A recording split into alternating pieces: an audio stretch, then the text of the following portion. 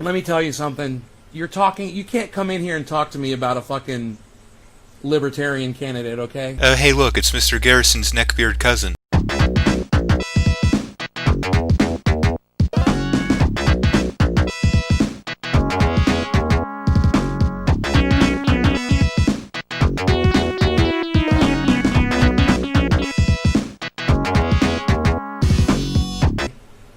The party itself is so flawed.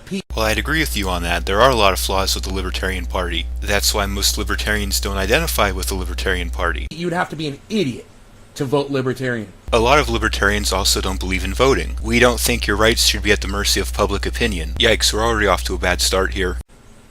You'd have to be a fucking idiot.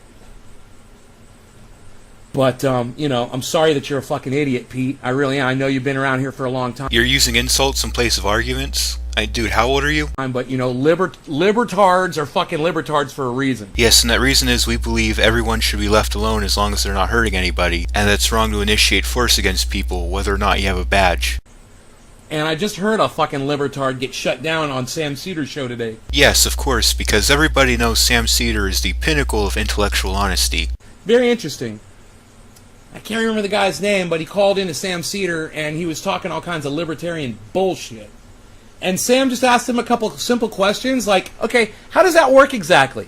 Well, what exactly? Okay, how would you work this? Who would... da-da-da-da-da-da-da? And probably all the while talking over him, interrupting him, misrepresenting what he's saying. And within 10 minutes, this guy was so flustered that he fucking hung up on Sam Cedar. Or did Sam Cedar hang up on him? Because Sam has had a tendency to do that before. And all Sam was doing was asking him legitimate questions about how the fuck life works in a libertarian world. Do you have the clip of Sam Cedar supposedly shutting down this libertarian? Because it would be helpful for you to get your point across if we were able to see this exchange firsthand. That, and Sam has been famous in the past for employing some dubious tactics. And you know what the truth of it is it doesn't work. Libertarianism does not work. Actually, it does work, and the evidence bears this out. If you look at the Heritage Foundation's Index of Economic Freedom, you'll notice that countries that are more economically free, that is to say less taxes and regulations, typically perform better in almost every metric, be it GDP, average household income, literacy, happiness, environmental health, pretty much any possible way a country could be better. And this is evident if you look at countries like Hong Kong that have no natural resources but are extremely wealthy. Contrast this with a lot of South American, African, and Middle Eastern countries that are very resource abundant but are destitute and poor. That's why nobody wants to fucking vote for it. Actually, the reason nobody wants to vote for libertarians is because it requires that you sacrifice what's convenient for you personally in order to adhere to principles. For example, you couldn't argue to take other people's guns from them but argue for your drug rights. Or you couldn't argue to take other people's drugs from them but argue for your gun rights. Because in both of these instances you're saying that my property rights are absolute but other people's property rights are contingent upon my convenience, which is a logically inconsistent principle to hold. Because when you think about it, you're like, really? No government? You're confusing libertarianism and anarchism. Whether or not government should exist and how much authority it should have are two separate issues. Yeah, no, okay. Alright, no taxes. Ooh, that sounds good. Well, that sounds good to me, too. I mean, wouldn't you just prefer being able to decide how you spend your own money? But wait, don't taxes go to things that we... Don't taxes go to things that we need? Well, I suppose that they do, but there's plenty of different ways to gather funding for things that we need. They also go to things that you don't need, like fuel-guzzling aircraft carriers, or things that hurt you, like the war on drugs. Like fixing roadways? Well, you don't really need government to repair roadways. Private companies can do that. In fact, more often than not, they do. State DOTs and municipal city departments usually do contract out of the private sector to get roads repaired, so if anything, we'd just be cutting out the middleman and paying them directly. And government buildings that we need, like the post office? Well, libertarians aren't against the post office. As a matter of fact, the post office is probably the most libertarian thing the government does. It's voluntary and it competes with the private sector. I actually think the post office should be like the model for how all government programs and agencies should work. But even then, it's not like the post office is the only way to send things. I mean, it's not like if we get rid of the post office, there's still UPS and FedEx. How are you going to do all this? The same way we do pretty much everything else, through voluntary exchanges in the free market. For some reason, the free market can be trusted with really complex shit like cars, computers, nuclear reactors, but flat surfaces for cars to drive on is just, that's rocket science, man. You need government for that. Or taking something out of one mailbox and putting it in a different mailbox. Again, that's like some triple calculus shit right there, man. Libertarians, Sam Cedar had some really basic questions. Nothing along the lines of what I was just talking about. He was talking about a land dispute. Let's say you got a piece of land and I got a piece of land, and I say that you're on my land a little bit and I want to dispute it. How do we resolve that? Well, ideally you would have a deed with a survey attached to it, both of which notarized by a third party. Without courts. Well, who said anything about getting rid of courts? Of course we believe there should be courts, we just don't want them monopolized by government. A lot of businesses are turning towards private sector arbitration because it's not only more fair but also less expensive. Without licenses. All a license is state-backed monopolization. It's the government taking your right to enter into voluntary agreements and attempting to sell it back to you. Without systems that have been put in place over hundreds of years. Appeal to tradition fallacy. Yeah, sure, these systems have been around for a long time, but that doesn't mean they can't be replaced with something better. So that these types of things can be dealt with. Well, that's just the thing. There's many different ways things like this can be dealt with. What our system does is encourage innovation so that people can find better, more efficient ways to deal with these problems. What you propose is having government swoop in and take away our freedom to make this decision, leaving us with a solution that may work for your particular circumstances, but not for the rest of us. You can't, you know why? Because libertarianism is for fucking idiots that don't have a fucking brain. Ah, damn it, that was a good point. Here I am with all my facts and logic and evidence and arguments, and he was able to just rebut all of that with one line, one single point. Libertarians are idiots with no brains. Excellent point, sir. You definitely have me stumped.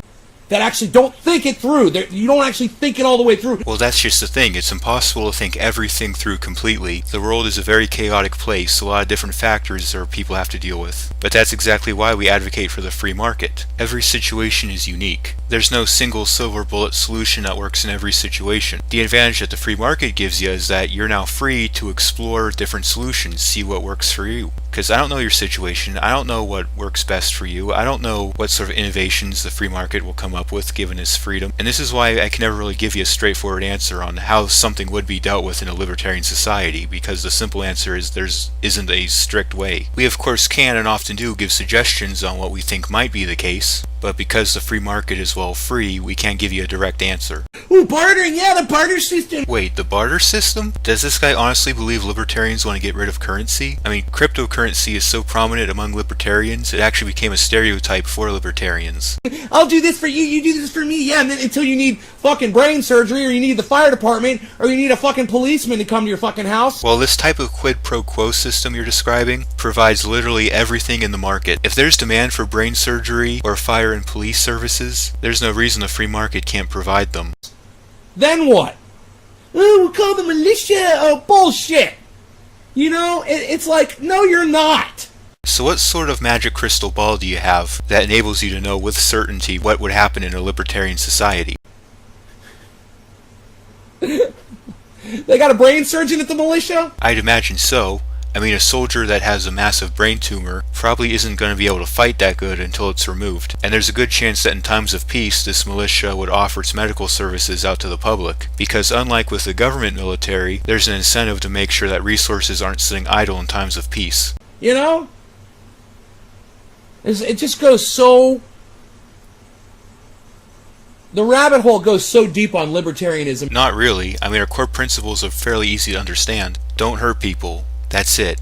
What, you learn at age 3? It's like, I don't even want to peer inside. Could that be because you're afraid you might agree with us? I mean, it's understandable. People have a natural aversion to new ideas they're not comfortable with. I mean, that was the whole idea behind Plato's allegory of the cave. I think what it is that since big, powerful government is sort of the status quo, you are, consciously or not, refusing to give the idea fair consideration. It's just such a sad, awful idea. And you have yet to demonstrate that it's a sad, awful idea. We are now over halfway through the video, and I have yet to hear a single valid argument against libertarianism. Government is in every country in the world today for a fucking reason. There's a lot of things that are in every country in the world. Poverty, crime, disease. That doesn't make these things good or mean that we have to have them.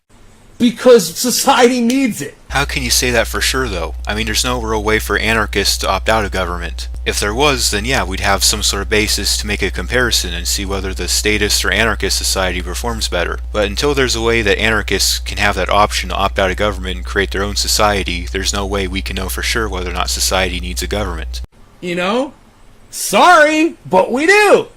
You think I like it? No! Well, for me it depends on how you define government. If you define it as monopoly on force or arbitration, as many anarchists do, then yes, I'm against that. If, on the other hand, you define it as an organization that provides for public order, safety, and general welfare, then yeah, I'm not necessarily against that. In that case, you'd sort of have a business, essentially, but that would kind of handle things in a more centralized government-type way. Whether or not this would count as government is open for debate, but it's essentially what I advocate for. You think I like paying taxes?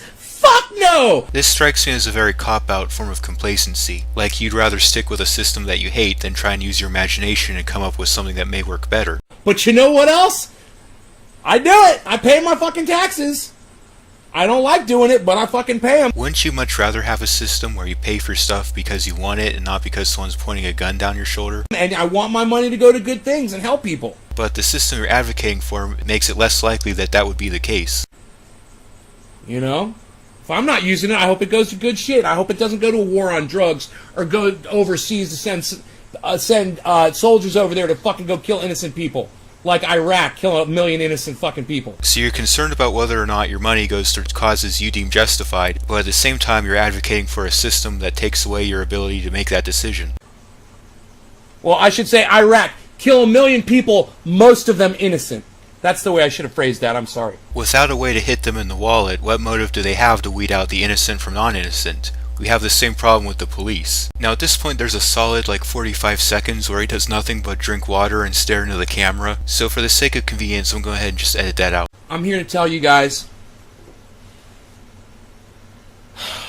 that I am so fed up and confused and sad and distraught over this election cycle. You have no idea how traumatic it is for me to watch both parties put forward the absolute worst possible choice that they could have ever come up with. You ever hear the expression, you reap what you sow? This guy's advocating for an organization that has monopoly on the use of force, which is guaranteed income, and with virtually no way to hold it responsible for its actions, is shocked that the only options it gives are all shitty. As a candidate. And then I start thinking about what they had to offer on the right, and I'm like, well, maybe Trump was the best out of all those fucking idiots. You know, Donald Trump really wasn't that bad of a president. I mean, the economy is flourishing, he got rid of a lot of taxes and regulations. Unemployment is at an all-time low. At least it was before this virus bullshit started. Now obviously he's not perfect, he's done a lot of stupid shit. He supports tariffs, border control, drug restrictions, things like that. But on the whole, I'd say we ended up way better than we would have under Hillary. God bless America. You know, they really didn't have the 17 dudes.